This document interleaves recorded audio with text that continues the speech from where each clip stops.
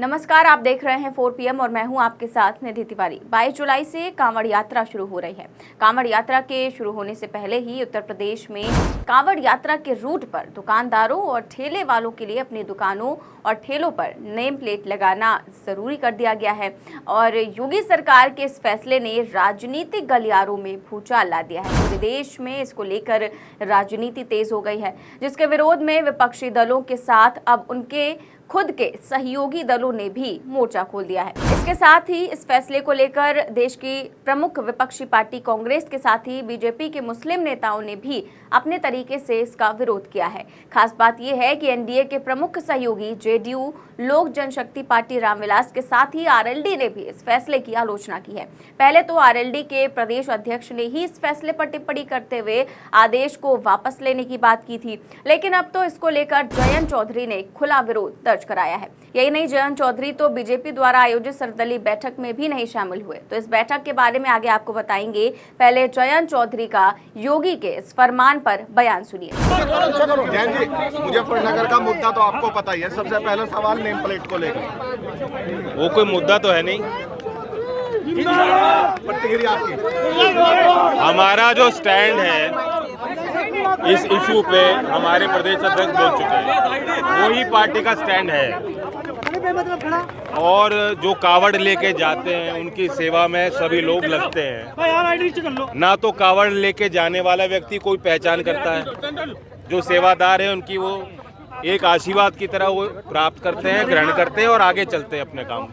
कोई इस हिसाब से जाति या धर्म के पहचान करके सेवा नहीं लेता और ना ही इस मामले को धर्म जाति से जोड़ा जाना चाहिए। सब प्रतिष्ठान अपना नाम लिखें। अब एक मालिक कोई और हो सकता है, ब्रांड कुछ और हो सकता है। मैकडॉनल्ड्स क्या लिखेगा? खतौली में बर्गर किंग क्या लिखेगा? पुराने ब्रांड हैं, किसी के नाम हो सकते हैं, एक मालिक नहीं कई मालिक हो सकते हैं, तो कंपनी के नाम हो सकता है। आप तो सहयोगी दल हो, तो आपने उनके नेताओं को इस बारे में, मुझे लगता है ज्यादा समझ के फैसला नहीं लिया, फैसला ले लिया तब उस पर टिक रहे हैं। ये वापस होना चाहिए। कभी ऐसा हो जाता है, सरकार वापस होना चाहिए। अभी भी समय हो जाना चाहिए या इस पर ज्यादा कोई जोर ना दिया जाए। मैं देख रहा हूँ, अभी मुझे कहीं ऐसा नहीं लगा कि बहुत कोई जोर जबरदस्ती इस पे प्रशासन का कोई दबाव है। जो चॉइस से लगा रहा है लगा ले। जहाँ तक वेज और नॉन वेज की बात है उसमें सेंस है। अगर कोई वेजिटेरियन है वो उसको ये प्रमाणित होना चाहिए कि तो निश्चय को करेगा नहीं, जब तो जो पदार्थ उसमें है वो सारे वेजिटेरियन हो, जो प्रक्रिया है बनाने की वो वेजिटेरियन हो। किसके हाथ से बन रही उसका क्या मतलब? मुसलमान वेजिटेरियन है और हिंदू मीट खाने वाले भी हैं। जी टायर पंचर पे भी लग रहे हैं आप तो नाम के बोर्ड। क्या पहले तो खाने पीने की दुकानों पर था, टायर पंचर की कहाँ लगाओगे? अब कुर्ते में भी लिखना शुरू कर देंगे अपना नाम कि देख के हाथ मिलाना है। तो जयंत चौधरी ने खुलकर योगी सरकार के इस फैसले की खिलाफत की और उन्होंने कहा कि कांवड़ ले जाने वाले या सेवादार की कोई पहचान नहीं होती है।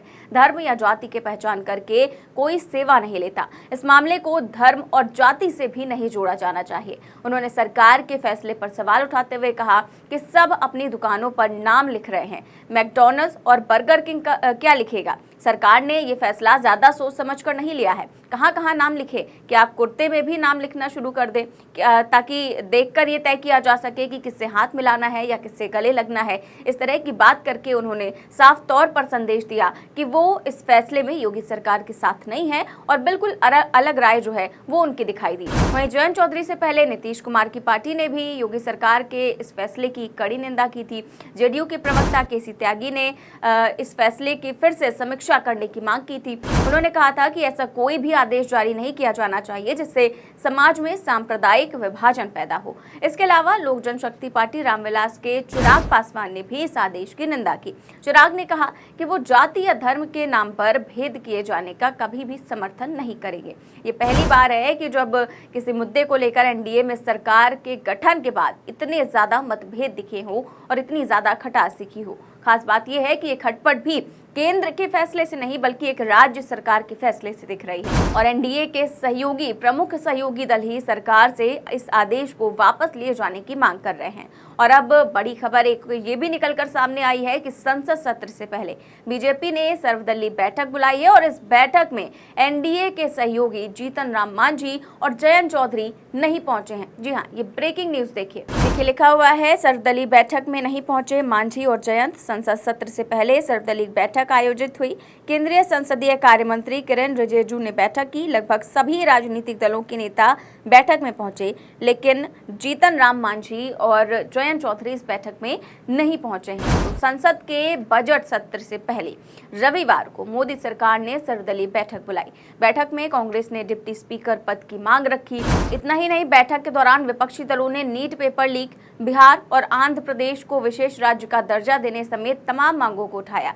इस सर्वदलीय बैठक में सपा और आम आदमी पार्टी ने कांवड़ यात्रा को लेकर यूपी सरकार के फैसले को भी उठाया। वहीं इस बैठक में जेडीयू ने भी बड़ी डिमांड कर दी। जेडीयू ने बिहार के लिए विशेष राज्य के दर्जे की मांग की। तो वहीं सर्वदलीय बैठक में रक्षा मंत्री राजनाथ सिंह, बीजेपी अध्यक्ष जेपी नड्डा, कांग्रेस नेता गौरव गोगोई और केंद्रीय मंत्री और लोजपा रामविलास नेता चिराग पासवान सहित विभिन्न राजनीतिक दलों के नेता शामिल हुए। इस पारंपरिक बैठक में कांग्रेस के जयराम रमेश और के सुरेश, एआईएमआईएम के असदुद्दीन ओवैसी के अलावा राजद के अभय कुशवाहा, जेडीयू के संजय झा, आप के संजय सिंह, सपा नेता रामगोपाल यादव और राष्ट्रवादी कांग्रेस पार्टी एनसीपी के प्रफुल्ल पटेल भी मौजूद रहे। लेकिन जयंत चौधरी इस बैठक में नहीं पहुंचे। अब जयंत चौधरी के इस बैठक में ना पहुंचने का क्या कारण है, ये तो वही जान सकते हैं, क्योंकि इस बैठक को लेकर पहले से ही सभी को जानकारी थी, सभी को पहुंचना था।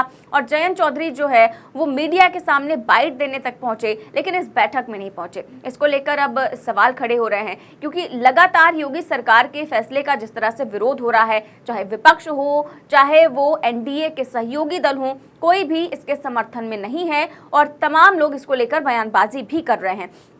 और ये सरकार बनने के बाद ऐसा पहला मौका है जब किसी एक फैसले पर इस तरह से विपक्ष, और मोदी सरकार 3.0 बनने के बाद ये ऐसा पहला फैसला है जिसमें एनडीए के सहयोगी दलों के साथ साथ विपक्ष जो है वो भी इस फैसले का जो है लगातार विरोध किया जा रहा है और इसको हिंदू मुस्लिम में बांटने का प्रयास जो है वो बताया जा रहा है। और इसको लेकर लगातार विरोध जारी है। आगे क्या कुछ होगा ये तो वक्त ही बताएगा। फिलहाल इस खबर में बस इतना ही। देश और दुनिया की तमाम बड़ी खबरें जानने के लिए देखते रहिए 4 PM न्यूज़ नेटवर्क। नमस्कार।